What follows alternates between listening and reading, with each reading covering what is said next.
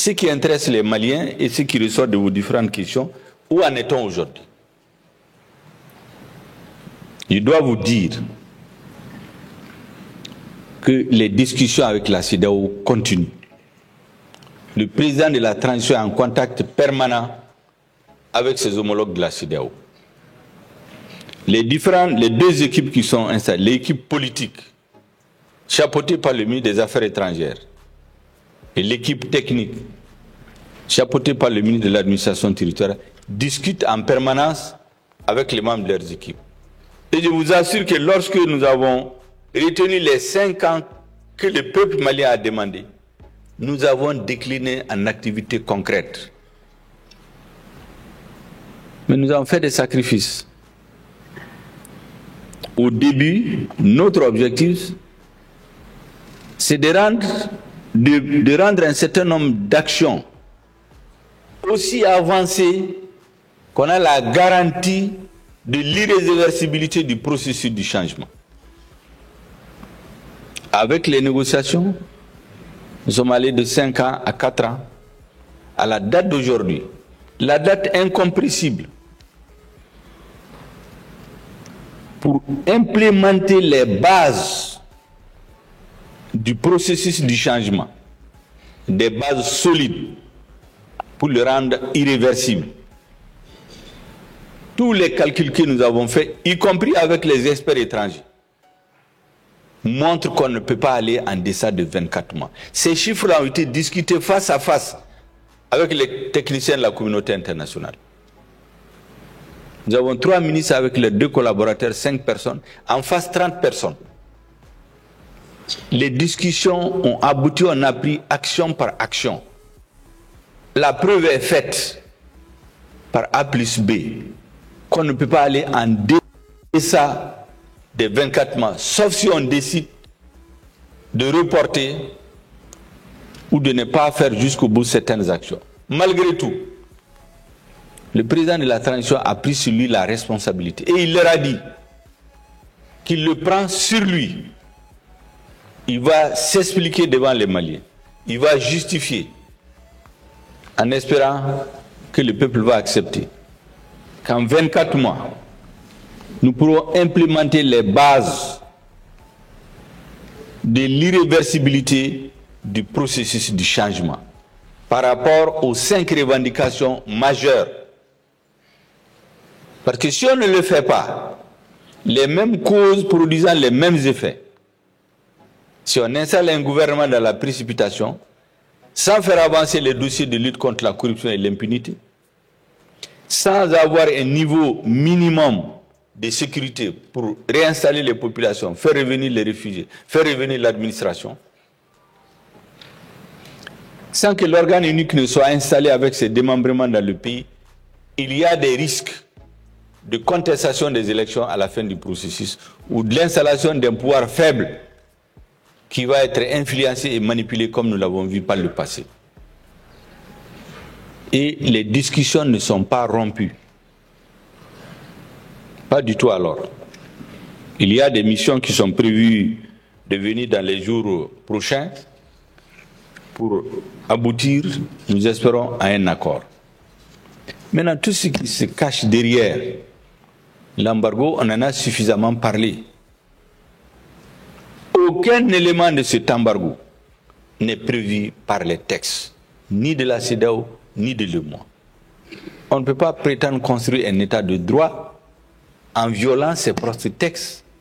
Aucun texte de la CEDEAO, aucun texte de l'UEMOA n'a prévu un embargo tel que c'est appliqué sur le Mali. C'est le fait du prince. Et c'est pourquoi nous avons dit en son temps que l'objectif, c'était le renversement du régime. Mais le peuple malien a donné sa réponse définitivement le 14 janvier 2022 à l'appel du président de la transition. C'est pour vous dire donc que la CEDEAO et l'UEMOA, auxquels notre pays appartient, jusqu'à preuve du contraire, sont des partenaires avec lesquels nous n'avons pas rompu à la date d'aujourd'hui et les discussions continuent.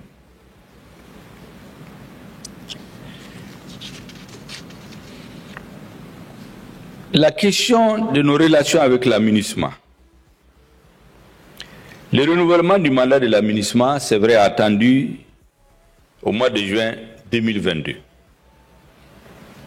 Bien qu'il ne faut pas s'attendre à un changement notable de son mandat, certains pays contributeurs de troupes laissent entendre qu'ils vont réévaluer le niveau de leur participation en raison du retrait de la force Barkhane. Au demeurant, le gouvernement malien s'attelle à faire prévaloir ses priorités stratégiques pour l'essentiel déjà contenu dans le présent mandat. La vérité, c'est qu'il faut que les Maliens se convainquent définitivement. Ce n'est pas les forces étrangères qui vont ramener la paix au Mali.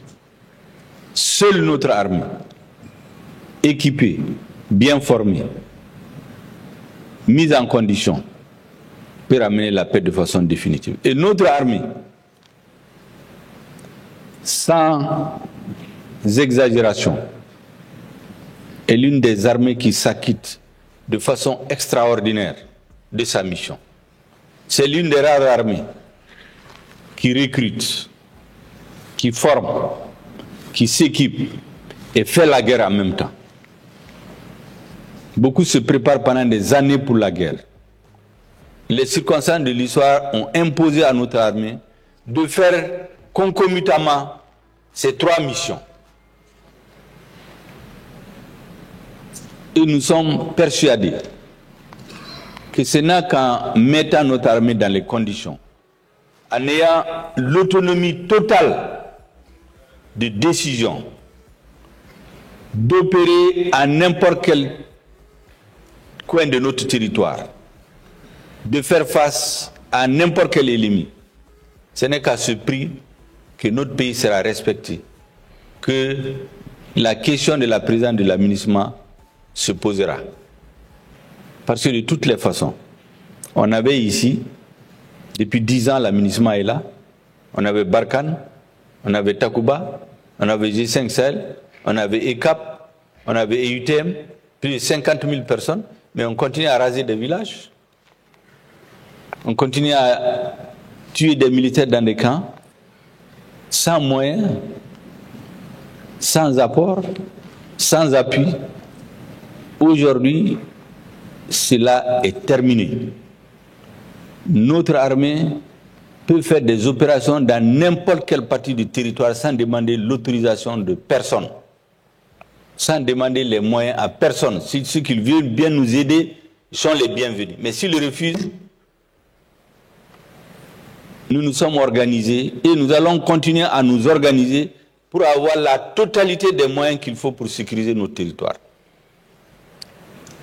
Ça, en réalité, qu'on le dise ou non, c'est l'un des torts qu'on nous fait payer. Mais ce prix, il faut le payer. C'est ça la conviction du gouvernement de transition. C'est la conviction du président de la transition. Et le peuple malien, à la date d'aujourd'hui, est d'accord pour payer ce prix.